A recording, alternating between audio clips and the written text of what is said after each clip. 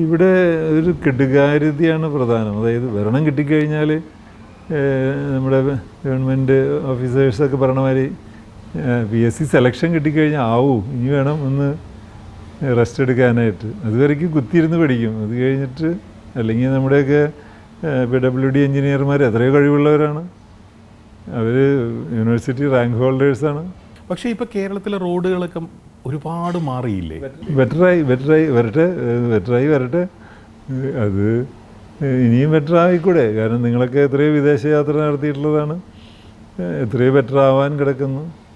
ഒരു പ്ലാനിങ് ഇല്ലാതെ road tar ചെയ്യുക, പിറ്റത്തെ ദിവസം വേറെ ഡിപ്പാർട്ട്മെൻറ്റ് കുത്തിപ്പൊളിക്കുക. ചിലപ്പോൾ പൈപ്പ് ഇടാനാവും, ചിലപ്പോൾ കേബിൾ ഇടാനാവും. അതൊക്കെ ഒരു കോർഡിനേഷൻ കുറവല്ലേ? ചിലപ്പോൾ പിന്നീടായിരിക്കും ഒരു കാന പണിയണത്. ടാർ ചെയ്ത് കഴിഞ്ഞിട്ടാണ് പിന്നെ വേറെ കൂട്ടർ വന്നിട്ട് കാന പണിയണത്. ടാർ ചെയ്ത് കഴിഞ്ഞിട്ടായിരിക്കും ഇലക്ട്രിസിറ്റിക്കാർ വന്നിട്ട് കേബിൾ ഇടുന്നത്. അതൊക്കെ കോർഡിനേഷൻ കുറവല്ലേ? അപ്പോൾ ഒരു പ്രൊഫഷണലിസം ഇല്ലായ്മ തോന്നണില്ലേ? അല്ല, ഞാൻ അങ്ങോട്ട് ചോദിക്കാം. ഈ ഒരു സംഭവം എഡ്യൂക്കേഷൻ അല്ലേ? അതായത് സാറ് നേരത്തെ പറഞ്ഞു, പുറത്തുനിന്ന് ആളുകളെ സഹായത്തിന് കൊണ്ടുവരേണ്ടി വന്നു ഒരു പ്ലാൻ ഉണ്ടാക്കാനും കാര്യങ്ങൾ എഴുതാനും. സർക്കാർ ഉദ്യോഗസ്ഥന്മാർ ഇത് ചെയ്യുന്ന സമയത്ത് വേണ്ടത്ര നന്നാവുന്നില്ല സാറ് പറഞ്ഞല്ലോ. നമ്മുടെ എഡ്യൂക്കേഷൻ സിസ്റ്റം മുതലല്ലേ ശരിക്കും മാറേണ്ടത്? കാരണം ഇവർ എല്ലാവരും ആത്മാർത്ഥത കുറഞ്ഞവരും എല്ലാവരും അഴിമതിക്കാരും ആവണമെന്നില്ലല്ലോ. ഇല്ല, ഞാൻ എല്ലാവരും അടച്ച് കുറ്റം പറയല്ല. അതിനകത്ത് നല്ലവരും ഉണ്ടാവും. പക്ഷേ നല്ലവരുണ്ടെങ്കിലും അവർ പണ്ടൊക്കെ, ഞാനൊക്കെ സ്കൂളിൽ പഠിക്കുന്ന കാലത്ത് ഞാൻ പഴയ മോഡലാണ്, അതായത് വളരെ പ്രായമുള്ള ആളാണ്. അന്നൊക്കെ നമുക്ക് രാഷ്ട്രീയക്കാരുടെ ഒരു ബഹുമാനം തോന്നിയിരുന്നു. കാരണം അവരെ നോക്കിയാൽ അവരൊക്കെ ചെറിയ സാഹചര്യങ്ങളിൽ ജീവിക്കുന്നു, ഫുൾ ടൈം ജനസേവനം. അല്ലാതെ അവർ മരിക്കാറാകുമ്പോഴും അവർ വലിയ പണമൊന്നും ഉണ്ടാക്കിയിട്ടില്ല. അവരുടെ മക്കളും വലിയ ഗതി പിടിച്ചിട്ടില്ല. അല്ലെങ്കിൽ അത്തരക്കാരെ നമ്മൾ കണ്ടിട്ടുള്ളത്. ഫൈനാൻഷ്യലി ഈവൺ ഇന്നതാണോ? നിങ്ങൾ തന്നെ ആലോചിച്ച് നോക്ക്. അപ്പോൾ ഇപ്പോൾ നമ്മുടെ നാട്ടിലെ ചെറുപ്പക്കാർ രണ്ട് തരത്തിലായിട്ടാണ് എനിക്ക് തോന്നുന്നത്. ഒന്ന്, ക്രീമി ലെയർ, അതായത് നല്ല മാർക്കുള്ളവർ എങ്ങനെയെങ്കിലും വിദേശത്തേക്ക് കിടക്കുക, അല്ലെങ്കിൽ കാനഡയ്ക്ക് പോവുക, അല്ലെങ്കിൽ ഓസ്ട്രേലിയയിലേക്ക് പോവുക, മൈഗ്രേറ്റ് ചെയ്യുക, അല്ലെങ്കിൽ ചുരുങ്ങിയ പക്ഷം ദുബായിലേക്ക് ജോലി ചെയ്യാൻ പോവുക, അല്ലെങ്കിൽ ബാംഗ്ലൂർ ജോലി. നമ്മുടെ നാട്ടിൽ ജോലി കുറവല്ലേ? അതുകൊണ്ടല്ലേ? വിദ്യാഭ്യാസം കൂടുതലുള്ള സ്റ്റേറ്റാണ് അല്ലേ? എത്രയോ പേര് ഗ്രാജുവേറ്റ് ചെയ്തിട്ട് പുറത്തിറങ്ങുന്നു. അപ്പോൾ ഇവർക്ക് പിന്നെ വേറൊരു കൂട്ടം ആൾക്കാരുണ്ട്, അതായത് ഇങ്ങനെ പഠിക്കാൻ ഉഴപ്പായിട്ടുള്ളവരും അല്ലെങ്കിൽ രാഷ്ട്രീയം കളിച്ച് നടന്നവരും. അവരൊക്കെയാണ് ബാക്കി ഇവിടെ ചുറ്റിക്കളിക്കുന്നുള്ളതെന്ന് എനിക്ക് തോന്നുന്നു. അപ്പോൾ ക്രീമി ലെയർ പുറത്ത് പോകുന്നു. അതൊക്കെ തന്നെയാണ് നമ്മുടെ നാട്ടിലുള്ള ഒരു പ്രോബ്ലം. അതിനൊന്നും കൃത്യമായ ഉത്തരം എനിക്കില്ല. എന്നാലും ബേസിക് സംഭവം ഒരു ഗവൺമെൻറ് ചെയ്തു കൊടുക്കേണ്ടത് ജനങ്ങളുടെ ബേസിക് ആയിട്ടുള്ള ഇൻഫ്രാസ്ട്രക്ചർ, അവർക്ക് ജീവിക്കാൻ വേണ്ട സൗകര്യങ്ങൾ ഒരുക്കി കൊടുക്കുക എന്നുള്ളതാണല്ലോ. ആദ്യത്തത് എഡ്യൂക്കേഷനാണ്. അതായത് എനിക്ക് സ്വന്തമായിട്ടൊരു കുട്ടി ഉണ്ടായിക്കഴിഞ്ഞാൽ സ്വന്തമായിട്ടൊരു സ്കൂൾ ഉണ്ടാക്കിയിട്ട് കുട്ടിയെ ആ സ്കൂളിൽ അയക്കാൻ പറ്റില്ലല്ലോ. എല്ലാ കുട്ടികളുടെയും കൂടെ അല്ലേ പഠിക്കാൻ പറ്റുള്ളൂ. ഞാനൊരു സാധാരണക്കാരനാണെങ്കിൽ പ്രത്യേകിച്ച് എനിക്കത് പറ്റില്ല. എന്തായിരിക്കണം എഡ്യൂക്കേഷണൽ സിസ്റ്റത്തിൽ വരേണ്ട മാറ്റം? അല്ല, എഡ്യൂക്കേഷൻ സിസ്റ്റത്തിൽ അത് നമുക്ക് എല്ലാം കൂടി ഒറ്റയടിക്ക് കറക്റ്റ് ചെയ്യാൻ പറ്റില്ല. ഇപ്പോൾ നമ്മുടെ നാട്ടിലെ സിലബസുകൾ, അപ്പോൾ അതൊന്നൊരു എംപ്ലോയ്മെൻറ്റ് ഓറിയൻറ്റഡ് ആയിട്ടുള്ള സിലബസുകളല്ലാന്ന് താങ്കൾക്ക് തോന്നാറില്ലേ? എന്തൊക്കെയോ പഠിപ്പിച്ചു വിടുന്നു, ജയിക്കാൻ വേണ്ടി കുറേ സിലബസുകൾ, പരീക്ഷ.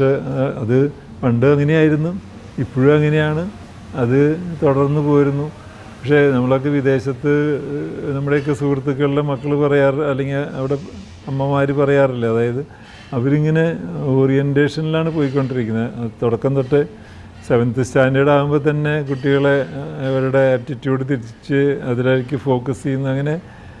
അങ്ങനത്തെ ഒരു അറ്റംപ്റ്റ് ഒന്നും നമ്മുടെ അവിടെ നടക്കുന്നില്ല. അത് പ്രൈവറ്റ് സെക്ടറിലും ഇല്ല, പബ്ലിക് സെക്ടറിലും ഇല്ല. അതുകൊണ്ട് തന്നെയല്ലേ നമ്മൾ. പക്ഷെ ഒരു കാര്യമുണ്ട്, ഞാൻ പറയും, ഇവിടെ കുറേ മഗപ്പ് ചെയ്യാൻ പഠിപ്പിക്കുന്നുണ്ട്. അതുകൊണ്ട് നമ്മുടെ ബ്രെയിൻ പവർ കൂടുന്നുണ്ട്. അതുകൊണ്ടല്ലേ ഈ IT ഒക്കെ നമ്മൾ പെട്ടെന്ന് പിക്കപ്പ് ചെയ്യുന്നത്. കാരണം നമ്മളിങ്ങനെ കൂടുതൽ വർക്ക് ലോഡ് കൊടുത്ത് കുട്ടികളുടെ ബ്രെയിൻ പവർ കൂടിയിട്ടുണ്ട്. അതുകൊണ്ട് അവർ പെട്ടെന്ന് IT ആണെങ്കിൽ IT യിലേക്കൊക്കെ പെട്ടെന്ന് വിദേശത്ത് പോയി അവർ ഷൈൻ ചെയ്യുന്നു. ഇപ്പോൾ എൻജിനീയറിങ്ങിൻ്റെ കാര്യം എടുക്കാം. ഒരു എൻജിനീയർക്ക് ഇപ്പോൾ സാറിന് ഒരുപാട് കമ്പനികളുണ്ട്, സാറിന് പരിചയമുള്ള കമ്പനികളുണ്ടാവും. കേരളത്തിലെ ഏതെങ്കിലും ഒരു എൻജിനീയറിങ് കോളേജിൽ നിന്ന് ഒരു കുട്ടിയെ അവിടത്തേക്ക് ഹയർ ചെയ്തിട്ട് ഉടനെ ഒരു ട്രെയിനിങ് ഇല്ലാതെ, കാര്യമായിട്ടുള്ള ഒരു 6 മാസത്തെ അല്ലെങ്കിൽ ഒരു കൊല്ലത്തെ ട്രെയിനിങ് ഇല്ലാതെ ഒരു ജോലി ചെയ്യിക്കാൻ പറ്റുമോ? തീർച്ചയായിട്ടും ഇല്ല. അത് വളരെ പ്രൂവനാണ്. അത് ഞാൻ മാത്രമല്ല, എല്ലാവരും പറയും. കാരണം എൻജിനീയറിങ് കോളേജിൽ നിന്നൊക്കെ പുറത്തിറങ്ങുന്നവർ, ഈവൺ MBA കോളേജിൽ നിന്ന് പുറത്തിറങ്ങുന്നവർ, അവർ റിയാലിറ്റിയിലല്ല അവർ പഠിച്ച് പാസ്സാവണത്. കുറേ തിയറിയൊക്കെ പഠിച്ച് അതിലെങ്ങനെയും മാക്സിമം മാർക്ക് നേടി ഏറ്റവും മാർക്ക് ലിസ്റ്റിൽ യൂണിവേഴ്സിറ്റി നല്ല മാർക്ക് കിട്ടി. പക്ഷേ അവരോട് നമ്മൾ പ്രാക്ടിക്കലായിട്ടുള്ള ചോദ്യങ്ങളൊക്കെ ചോദിക്കുമ്പോൾ അവർക്ക് കൃത്യമായിട്ടൊരു ഉത്തരവൊന്നുമില്ല. പക്ഷേ അതേസമയം നല്ല മിടുക്കരായിട്ടുള്ള പിള്ളേരുണ്ട്. പക്ഷെ അവർ ഞങ്ങളുടെ കൂടെ വന്ന് ട്രെയിനിയായിട്ട് നിന്ന് പടിപടിയായിട്ട് വളർന്നിട്ട് എത്രയോ മിടുക്ക് തെളിയിച്ചിട്ടുള്ള യങ്സ്റ്റേഴ്സുണ്ട്. എൻജിനീയറിങ് മാത്രമല്ല, അത് കോമേഴ്സ് ആയാലും ശരി, അല്ലെങ്കിൽ മാനേജ്മെൻ്റ് ആയാലും ശരി, അങ്ങനെ തന്നെയാണ്. അപ്പം നമ്മുടെ എഡ്യൂക്കേഷൻ സിസ്റ്റത്തിലും ആ ഒരു പാളിച്ചയുണ്ട്. ഞാൻ നേരത്തെ പറഞ്ഞ മാതിരി ഇതൊക്കെ എല്ലാം കറക്റ്റ് ചെയ്യാനൊന്നും നമുക്ക് പറ്റില്ല. ഞാൻ പറയില്ല, ചാരിറ്റി ബിഗിൻസ് അറ്റ് ഹോം എന്നൊക്കെ പറയുന്ന പോലെ നമ്മുടെ ചുറ്റുവട്ടം ഒരു പഞ്ചായത്ത് റെഡിയാക്കുക, അല്ലെങ്കിൽ നേരെയാക്കാൻ പറ്റുമോ, അല്ലെങ്കിൽ ഒരു കോൺസ്റ്റിറ്റ്യുവൻസി നേരെയാക്കാൻ പറ്റുമോ? അത് പറ്റുമെന്ന് എനിക്ക് തോന്നുന്നുണ്ട്. അവരൊരു പഞ്ചായത്ത് അവർ ശരിയാക്കിയിട്ടുണ്ടെങ്കിൽ, നേരെയാക്കാൻ പറ്റണമെന്നുണ്ടെങ്കിൽ, അതുപോലെ കോൺസ്റ്റിറ്റ്യുവൻസികളും ശരിയാക്കാൻ പറ്റുമല്ലോ. അങ്ങനെ ഒരു ചലനം ക്രിയേറ്റ് ചെയ്യാൻ പറ്റുമെന്ന് നോക്കാം. ഇനി ജനങ്ങൾക്ക് വേണ്ടെങ്കിൽ വേണ്ട, എത്രയേ ഉള്ളൂ. അല്ലാതെ ഇതിലിപ്പോൾ സാറ് പറഞ്ഞു ഒരു കോൺസ്റ്റിറ്റ്യുവൻസി ശരിയാക്കുക, ഇതാണ് ശ്രമം.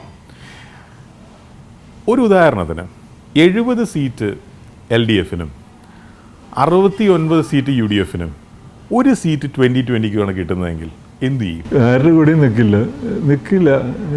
കാരണം അത് നിന്നാൽ അതിൻ്റെ ഇത് പോയി.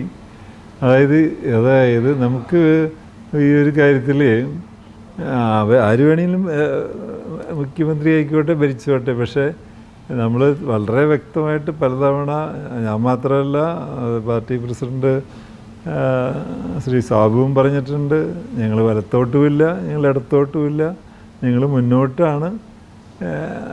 ഈവൻ പ്രതിപക്ഷത്തിരുന്നാൽ ഇരിക്കേണ്ടി വരുമല്ലോ. കാരണം ഇനിയിപ്പോൾ അതിമോഹം കൊണ്ട് എല്ലാം ജയിച്ചു എന്ന് വിചാരിക്കുക, അപ്പോഴും പ്രതിപക്ഷത്താണല്ലോ. പോട്ടെ, 2 സീറ്റ് കിട്ടിയാലും 1 സീറ്റ് കിട്ടിയാലും പ്രതിപക്ഷത്താണല്ലോ. അവിടെ ഇരുന്നാലും ആ കോൺസ്റ്റിറ്റ്യുവൻസിക്ക് ആത്മാർത്ഥതയുണ്ടെങ്കിൽ അയാൾക്ക് ഒത്തിരി ചെയ്ത് കാണിക്കാൻ പറ്റും. ജനങ്ങളുടെ ഒരു ആഗ്രഹം, അല്ലെങ്കിൽ ജനങ്ങളുടെ ഒരു താല്പര്യം ഉണ്ടെങ്കിൽ നമ്മൾ അവരോട് കൂടെയുണ്ട്. അത്രയും എൻ്റെ പേഴ്സണലായിട്ട് ഒപ്പീനിയൻ. അല്ലാതെ എനിക്കിപ്പോൾ 70 വയസ്സ് കഴിഞ്ഞ്, ഞാനിപ്പോൾ എന്താ പറയുക, അടുത്ത 25 കൊല്ലത്തേക്കുള്ള പ്ലാനിങ് ഒന്നും എനിക്ക് ചെയ്യാൻ പറ്റില്ലല്ലോ. അത് ഭോഷത്തരല്ലേ. അരവിന്ദ് കെജ്രിവാൾ ഇതുപോലെ വളരെ പ്രതീക്ഷയോടുകൂടി രാഷ്ട്രീയത്തിലേക്ക് കടന്നു വന്ന ആളാണ്. അതിൽ സാർ നേരത്തെ പറഞ്ഞു, നമ്മുടെ സംവിധായകൻ സിദ്ദിഖ് ശ്രീനിവാസൻ, ഇവർ രണ്ടുപേരും കേജ്രിവാളിനെ പറ്റി പ്രതീക്ഷയോടെ അദ്ദേഹം വന്ന കാലത്ത് സംസാരിക്കുന്നത് ഞാൻ കേട്ടിട്ടുണ്ട്. പിന്നീട് കേജ്രിവാളിലുള്ള വിശ്വാസം നഷ്ടപ്പെട്ട രീതിയിൽ സംസാരിക്കുന്നതും ഞാൻ കേട്ടിട്ടുണ്ട്. ഇങ്ങനെയാണ് പല സംഭവങ്ങളും ഈ രാജ്യത്ത് സംഭവിച്ചിട്ടുള്ളത്. അതായത് വളരെ പ്രതീക്ഷയോടുകൂടി ജനങ്ങൾ ഉറ്റുനോക്കുന്ന പുതിയ പ്രസ്ഥാനങ്ങൾ ഉണ്ടായി വരികയും അവിടുന്ന് കുറച്ച് കാലം കഴിയുമ്പോൾ അവർക്ക് അധികാരം കിട്ടുമ്പോൾ അവർ ചെറുതായിക്കോട്ടെ വലുതായിക്കോട്ടെ അവർ കൺവെൻഷണൽ പൊളിറ്റിക്സിൻ്റെ രീതിയിലേക്ക് മെല്ലെ മെല്ലെ മാറുന്നതും കണ്ടിട്ടുണ്ട്. അത് സംഭവിക്കാതിരിക്കാൻ മുൻകരുതൽ എന്താ എടുക്കുക? നമ്മൾ ജനങ്ങളോടൊപ്പം നിൽക്കാനാണ് ശ്രമിക്കുന്നത്. അല്ലാതെ ഭരണം കൈയാളിയിട്ട് അതിൻ്റെ തലപ്പത്തിരുന്നിട്ട് കുടിവെച്ച് കാറിൽ പോകാനല്ല പാർട്ടി ആഗ്രഹിക്കുന്നത്. ജനങ്ങൾക്കൊപ്പം ഉണ്ടാവും എന്നുള്ള പ്രതീക്ഷയാണ് കൊടുക്കുന്നത്. അതിൻ്റെയൊക്കെ നയങ്ങളിൽ എന്ന് മാറ്റം വരുന്നു അന്ന് പാർട്ടിയുടെ ആശയങ്ങൾക്ക് മാറ്റമായിരിക്കും എന്നാണ് ഞാനൊക്കെ വിശ്വസിക്കുന്നത്. ഇതിലൊരു ചെറിയ അരാഷ്ട്രീയവാദം ഇല്ലേ? ഇല്ലല്ലോ. അതായത് ഏത് കാര്യത്തിനും ഒരു തുടക്കം വേണം. ഞാൻ പറയും ഒരു ക്ലീനിങ് അപ്പ് പ്രോസസ്സ് പോലെ വിചാരിക്കാം. ഇപ്പോൾ ഈ കിഴക്കമ്പലം പഞ്ചായത്ത് ഇങ്ങനെയൊക്കെ നേരെയാക്കാൻ പറ്റും. അതായത് നിങ്ങൾ നേരത്തെ പറഞ്ഞു ഇത് കോർപ്പറേറ്റ് പണം ഒഴുക്കിയിട്ടാണ്. അല്ല, ആദ്യമൊക്കെ അവർ സപ്പോർട്ട് ചെയ്തിരുന്നു, അവരുടെ CSR ഫണ്ട്. അവരുടെ കമ്പനി ഞങ്ങളുടെ കമ്പനിയേക്കാളൊക്കെ ചെറുതാണ്. അപ്പോൾ ഈ CSR ഫണ്ടിനൊരു പരിധി ഉണ്ടല്ലോ, നിങ്ങൾക്കറിയാലോ, ഇത്ര പെർസെൻറ്റേജേ ഉള്ളൂ. പക്ഷേ പിന്നെ അവർക്ക് മനസ്സിലായി ഇതുപോലെ കൃത്യമായിട്ട് ഓരോ രൂപയും ചിലവഴിക്കുമ്പോൾ ഒരു രൂപയ്ക്കുള്ള മൂല്യം അവിടെ വീണ് കഴിഞ്ഞാൽ അത് തന്നെ മതി നമ്മുടെ നാട്ടിലെ പട്ടിണി മാറാൻ. വീട് മെയിൻ പ്രശ്നങ്ങൾ എന്താ പറയുക, റൊട്ടി കപ്പട മക്കാൻ. അപ്പോൾ അതാണല്ലോ, അതിപ്പോഴും ഇത്രയും നാളായിട്ടും എത്ര 74 കൊല്ലം എത്ര ആയിട്ട് പോലും ഇപ്പോഴും സ്വന്തം വീടില്ലാത്തവരുണ്ട് നമ്മുടെ ഇന്ത്യയിൽ. കേരളത്തിലുണ്ട്, നോർത്ത് ഇന്ത്യ പോട്ടെ, അതുപോലും പരിഹരിക്കാനായിട്ട് നമ്മുടെ ഇപ്പോഴത്തെ പാർട്ടികൾക്ക് സാധിച്ചില്ലല്ലോ.